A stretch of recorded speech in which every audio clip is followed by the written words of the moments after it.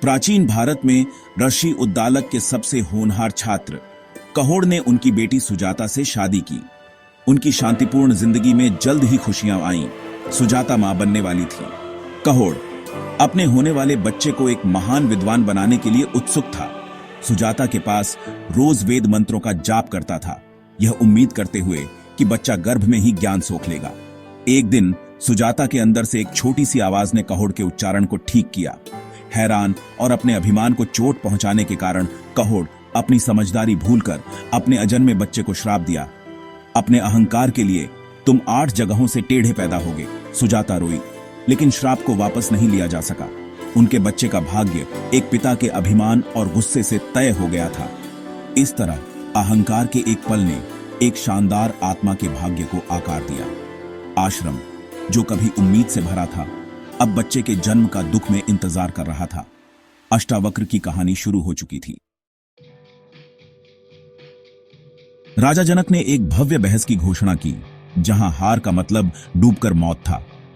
कहोड़ धन की तलाश में इसमें शामिल हुआ और चालाक बंदी से हार गया, जिससे सुजाता अकेली और गर्भवती रह गई। सुजाता ने एक बेटे को जन्म दिया जो श्राप के अनुसार विकृत था और उसका नाम अष्टावक्र रखा, 8 मोड़ों वाला। उद्दालक के आश्रम में पले बढ़े अष्टावक्र का दिमाग तेज और बुद्धिमान था, जिसने अपनी बुद्धि से सभी को चकित कर दिया। 12 साल की उम्र में उसे अपने पिता के भाग्य और अपने ही श्राप की सच्चाई का पता चला। गुस्से के बजाय अष्टावक्र ने दृढ़ संकल्प महसूस किया। उसने बंदी को हराने और अपने पिता के सम्मान को वापस लाने की कसम खाई। राजा जनक के दरबार की यात्रा शुरू हुई। अष्टावक्र झुका हुआ लेकिन निडर राजा जनक के दरबार में दाखिल हुआ। दरबारी उसकी शक्ल देखकर हंसने लगे। शांति से अष्टावक्र ने उनसे भी जोर से हंसते हुए जवाब दिया। राजा जनक उत्सुक होकर पूछा कि वह क्यों हंस रहा है। अष्टावक्र ने जवाब दिया, मुझे लगा था कि मुझे यहां बुद्धिमान लोग मिलेंगे, लेकिन मुझे केवल मोची दिख रहे हैं, जो चमड़ी से न्याय करते हैं, आत्मा से नहीं। दरबार में सन्नाटा छा गया, उसके शब्दों से स्तब्ध। अष्टावक्र का ज्ञान किसी भी शारीरिक रूप से ज्यादा चमक रहा था। राजा विनम्र होकर ने उसे बहस करने के लिए स्वागत किया। हंसी फीकी पड़ गई, उसकी जगह विस्मय ने ले ली। लड़के की आत्मा को झुकाया नहीं जा सकता था।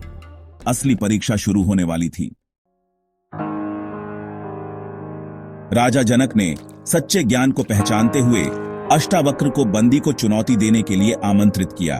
बहस शुरू हुई। बंदी के सवाल तेज थे, लेकिन अष्टावक्र के जवाब ज्यादा तेज थे, जो गहरी समझ से भरे थे। जब अष्टावक्र की बारी आई तो उसके सवालों ने बंदी को निशब्द कर दिया। दरबार ने आश्चर्य से देखा कि युवा ऋषि की बुद्धि सभी से ज्यादा चमक रही थी। बंदी हारकर चुपचाप खड़ा रहा। अष्टावक्र ने बंदी का रहस्य उजागर किया। हारे हुए विद्वान जीवित थे, जिन्हें बंदी के पिता वरुण ने पानी के नीचे के क्षेत्र में रखा था। उसने उनकी वापसी की मांग की, जिसमें उसके अपने पिता कहोड़ भी शामिल थे। दरबार ने सिर्फ जीत नहीं, बल्कि करुणा भी देखी। अष्टावक्र का ज्ञान उम्मीद लाया, बदला नहीं। मिलन का क्षण करीब था। बंदी ने वरुण से प्रार्थना की और खोए हुए विद्वान, जिनमें कहोड़ भी शामिल था, नदी से बाहर निकले। कहोड़ ने अष्टावक्र को गले लगाया, अपने श्राप के लिए माफी मांगी।